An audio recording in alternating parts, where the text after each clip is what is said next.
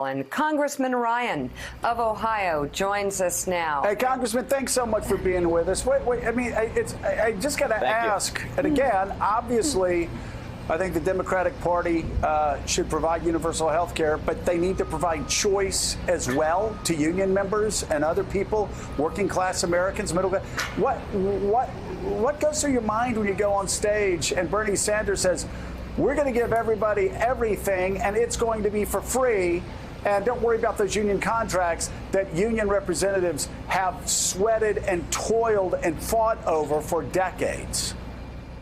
Well, I represent a lot of these people, Joe, and it's not good. I'm just trying to let everybody know this could be a potential disaster for us. If our message isn't we want to provide health care for everybody, the message is going to be we want to take really good health care from people in the United States who have negotiated these contracts, negotiated good health care. I've been in Congress 17 years. I can't tell you how many contract negotiations I've been a part of or watched where members have given away wages in order to get really good health care because they know that they need that security. And to go in as a party and say, we're going to take that away from you is not good. Let's focus on giving health care and getting health care affordable, accessible to people who don't have it. That should be the message, not taking it away. And I think we'd lose 48 states, Joe. And I'm having a hard time figuring out what the 2 states are we're going to win if our lead message is we're going to confiscate health care from people. Okay, so Tim, package that opposition to Medicare for all with your position on the border, decriminalizing entry into this country for undocumented workers. Well, I don't think we should decriminalize. I think, coming in, look, this has nothing to do with taking the kids from their parents. Obviously, that's a disaster, and we shouldn't be doing it. It's heartbreaking. We should secure the border. We should have a comprehensive path to citizenship. We should welcome people who are seeking asylum here in the United States. We're a strong enough country to be compassionate. But at the same time, you can't just wander into the United States without it being a criminal charge. And I don't think that's that out of step with the vast majority of people in the country. No, I'm sorry, Tim, but again, not only that, you come into the United States illegally, and some people on the debate stage are saying you get health care for life, free health care for life. Right. Free education for life. I mean, free everything for life. I'm sorry. Right.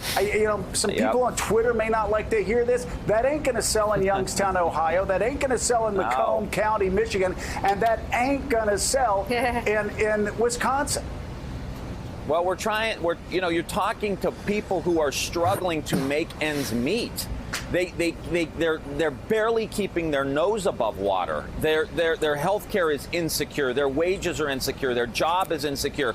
Their pensions that they worked their whole lives for, insecure in a vast majority of these places in the United States. And the message coming from our party is an undocumented person can get free health care. And so this person who can barely make ends meet and struggles to pay health care works a second job, a second shift to pay health care for their family. They're hearing us say, well, the undocumented person should get it free. Look, I think the undocumented person should get health care too, but they should pay for it like everyone else does. And I just don't think you can wander into the United States without it being a criminal charge. I mean, these are pretty straight, and I don't think we should confiscate people's health insurance. Look, I mean, if you think that what I'm saying makes sense, and this is the direction we need to go for the party, we need to start building support. Go to TimRyanForAmerica.com. Help me out, because last night, you saw it, Joe, I was talking about manufacturing. I was talking about the new jobs of the future and how do we get those in Macomb County, Michigan, and Youngstown, Ohio, and down in the textile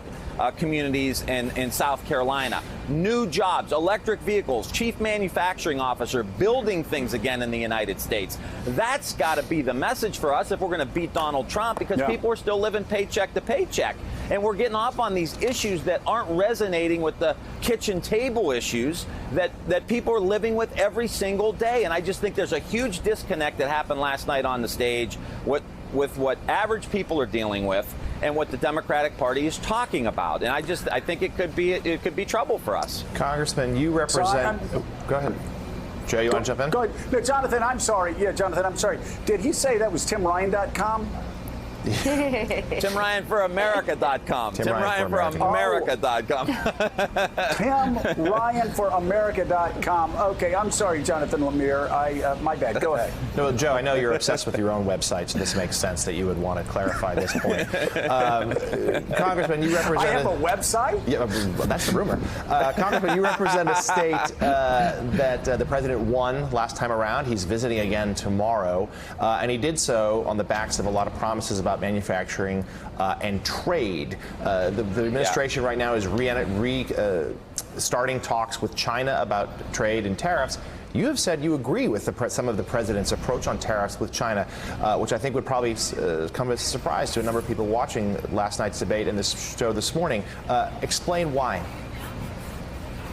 Well, because China has been cheating us and cleaning our clock for a long time on trade agreements. They've been manipulating their currency for years. I mean, one of the first bills I was on 17 years ago was to stop China from manipulating their currency. They steal our intellectual property. They participate in industrial espionage. They subsidize goods coming into our country, putting workers and companies out of business here.